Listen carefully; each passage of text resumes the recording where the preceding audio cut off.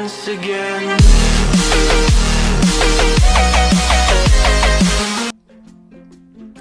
Hello guys, welcome to my channel. So this is the first video in my channel and I'm excited to be here showing you guys how to make a couple of things, just basic DIYs, but we will start from very simple things and then as we go on we will graduate into things that are a little bit more complicated. So for this first video I'll be teaching us how to make the perfect pencil skirt. Are we ready? Okay, let's go. Sorry, I sound a bit goofy. I don't know. This is my first video, so I'm just trying to get a hang of it. Okay, so for the measurements for the pencil skirt, we need the waist, we need the hips, and the knee where necessary. It will depend on the length of the skirt. And then we need the length of the skirt. And the waist, now sometimes we make mistake and then we measure around the bone part of your, like your waist where you put your hands, but the waist measurement should be the smallest part of your waist, like the smallest part, which is usually about 1.5 inches above your navel, your belly button. Then your hips, your widest part around your bottom, and then the full length. That should be easy to measure. So for each of these measurements, for the waist, we'll divide it by 4, the hips and the hips also by 4. So let's start. I've already done that here. So now I'll be making a pattern using this cardboard paper. So I have already drawn out reference lines. The first one is the waist line, and then the measurement from the waist to the hips here is 9 inches. Now this could be 9, 10, sometimes 11 depending on the height of the person and the size. But for this size, 9 inches here is very okay. And then we have the length of the skirt, which is the hemline, and that's 22 inches. And then this line here is the center front line. The center front line, because when we make the skirt, we're making it on a fold, yeah? So we're going to fold this part. And by the time you're tracing it on your fabric, this will be on fold. So you can also write on fold here, so that when you make this pattern, anybody can just take this pattern and look at it and understand exactly what he or she needs to do with it. Alright, so let's start. So we'll mark out all the measurements for that we already got here. So for the first one, the waist is 29. After dividing that by 4, you get 7.25. So 7.25. That's something here. That's here. Alright. And then for the waist, we are supposed to add that. So we would add 1 inches extra. Okay. Then for the hips, is 37. After dividing that by 4, we got 9.25. Now at the hips, you don't have to add the that, because that, even though it may not get, that would not get up to this point. So you would not need to take any material from this line. So we don't need to add that to this line. So what we got here was 9.25. So mark it here. Alright. And then the full length is here. Now sometimes some people will just, when you get 9.25, whatever you get here, you minus 2 inches and then put that here. That's like the standard. But for me, I like to measure the knee and then use that as a reference point to what I'll get here. And it also determines, it also depends on the tightness, or how tight you want the pencil part to be. So for me, if you remove 2 inches from 9.25, you get 7.25. That is actually very okay. So we'll mark 7.25 at the bottom here.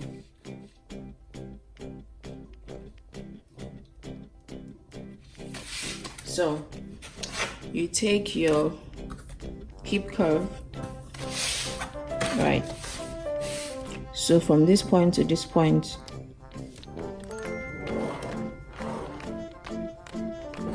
right? And then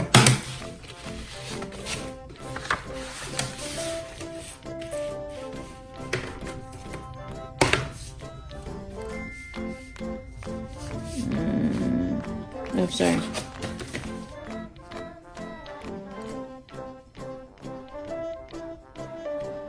You just eyeball it.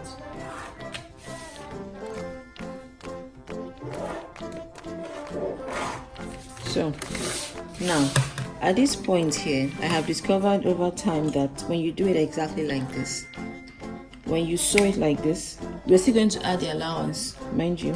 So when you sew it exactly like this, you might have a bit of bulge here. I don't know why that is, but I've noticed that. So what I do is I just make here a bit not as pointy as it is. So a couple of inches, just a few. So I come here like this, right? And then I go like this, and then I remove that much. You get? So I have removed that bulge that would normally be there. Now let's add our allowance. I'm going to add 1 inch allowance to it all around. So 1 here. So now we're going to start the allowance from this new line that we created. And then here 1 inch. We're going to do the same thing.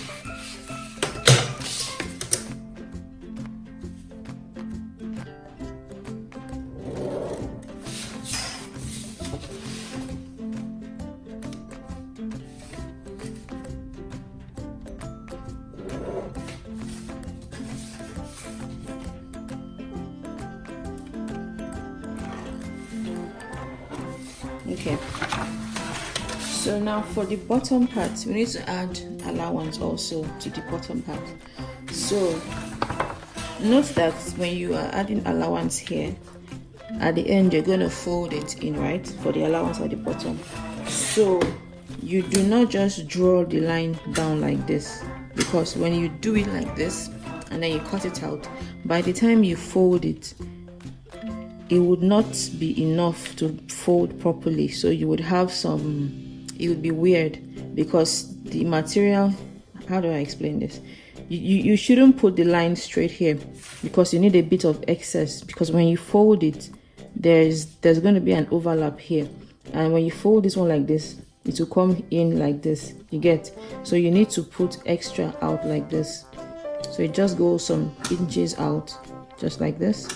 So by the time you fold it, it would overlap properly. So this is going to be our line. So you take it out a little bit, and that is it. So I usually just do this, right? And then the same thing for this.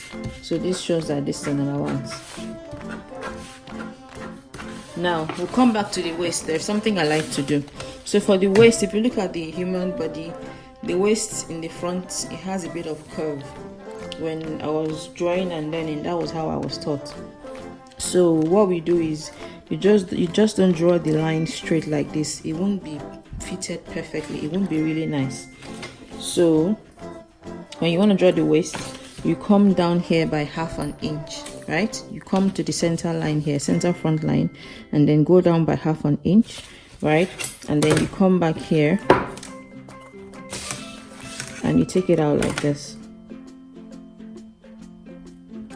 So there's a curve at the waist, right? So at the waist part, you add ½ inch allowance. Now it depends on what you want to do with your waist. If you want to have waistband, by the time you're cutting this part of the waistband also, you would cut this waistband in a curve like this, but the back of the skirt will be straight. When I do the back of the skirt, I would explain that further.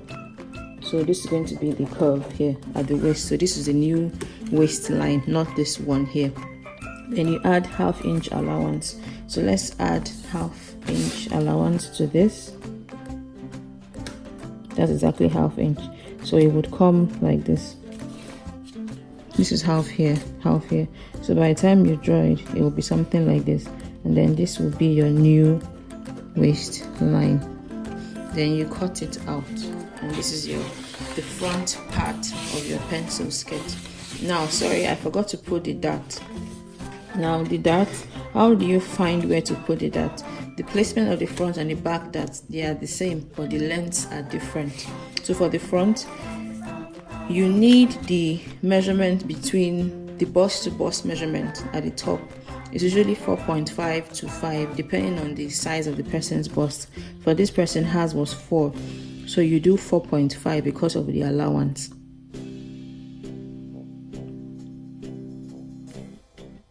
No, here we don't need allowance. I'm sorry. We just do the exact 4. Yes, we do the exact 4.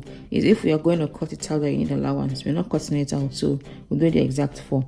So we'll mark 4 here because it would extend up to the top of the blouse if you have a blouse or a gown or something. So we mark 4 inches here. For the front of that, I usually do 8 or 9. Also, it depends on the length of the size of the person, the height of the person. So for this person, I'll do 8 or 7.5. So let's do 7.5. So make sure it's 4 here also. Yeah. So we took an extra 1 inch for the dart already at the beginning. So you come here, draw it like this, then you go 1 inch on both sides. Half an inch on both sides, and then you taper it down to make it here like this.